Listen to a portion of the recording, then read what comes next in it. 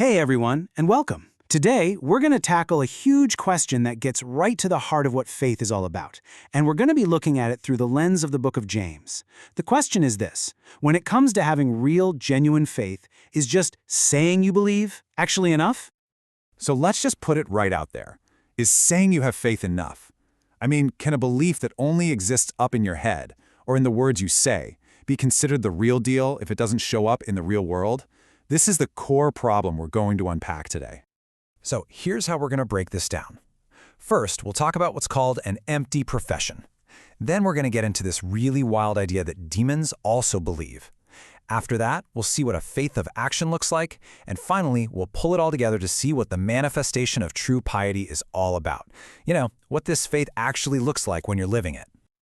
All right, so first up, this problem of an empty profession. This is a faith that, it sounds really good. It uses all the right language, all the right buzzwords, but there's just nothing behind it. And James has a pretty blunt term for this. He calls it dead faith. He uses this incredible analogy. It's just so simple and so powerful. Imagine you look in a mirror. That's step one, right? You see something's wrong. Maybe you've got dirt on your face. But then, step two, you just turn around, walk away, and completely forget about it. So what's the result? Step three, absolutely nothing changes. The knowledge you had was totally useless because you didn't do anything about it. And here's another gut punch of an example. Picture seeing a brother or sister who's in a bad way. They're cold, they're hungry.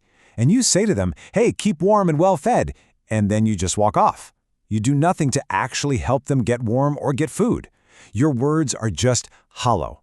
They're completely meaningless without any action behind them. Okay, so now we're going to move to our second point, and honestly, this one is even more of a shocker. It's the idea that demons also believe. This gets at a faith that's purely intellectual. It's all in your head, and the point James makes here is stunning. Even demons can have perfectly correct beliefs about God. Just look at this quote. You believe that there is one God? Good. Even the demons believe that and shudder. Let that sink in for a second. Simply agreeing with a fact, even a foundational fact like there is one God, isn't what saving faith is. For demons, that correct belief doesn't lead to love or trust. It leads to absolute terror. So what that gives us is this really clear definition of what we could call a demonic faith. It's a belief that is 100% correct theologically up in your head, but there is zero submission in your heart. It's like ticking an intellectual box, and the only thing it produces is fear, not trust, and definitely not action. It's totally sterile. So, if dead faith and demonic faith are the problems, then what's the answer?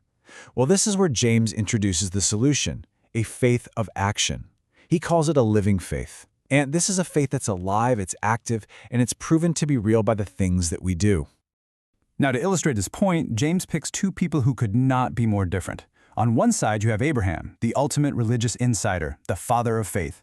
And on the other side, you have Rahab, a prostitute from an enemy city, the ultimate social outsider.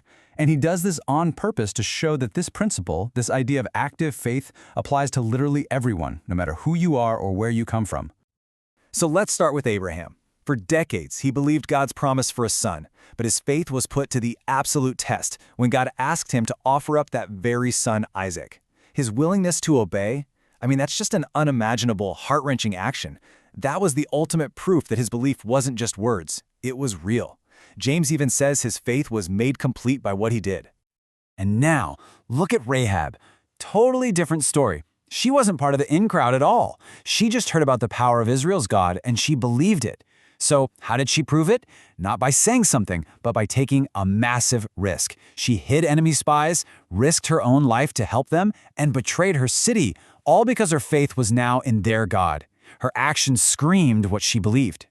And this really gets to the crucial point of the whole thing. True, living faith isn't one thing over here and your actions are another thing over there. They work together. They're interconnected. Action is the proof that faith is real, and faith is the motivation that drives the action. You really can't have one without the other.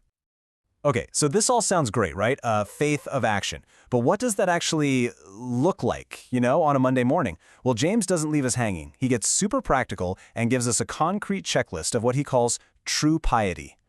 He gives us 3 really tangible marks of a living faith. Number 1, control your tongue. It's an internal test of self-control. Number 2 is external. Care for the vulnerable. You actively look after the orphans and widows, the people society tends to forget. It's about compassion in action. And number 3 is about your own character. Stay pure. You keep yourself from being corrupted by the negative stuff in the world around you. It's about personal integrity. And all of this brings us right back to the final, really challenging question. This isn't just some abstract theology. It's deeply personal. After looking at the difference between a dead faith and a living one, the question James leaves us with is one we have to turn around and ask ourselves. Is my faith just something I talk about, or is it something that's actually being lived out?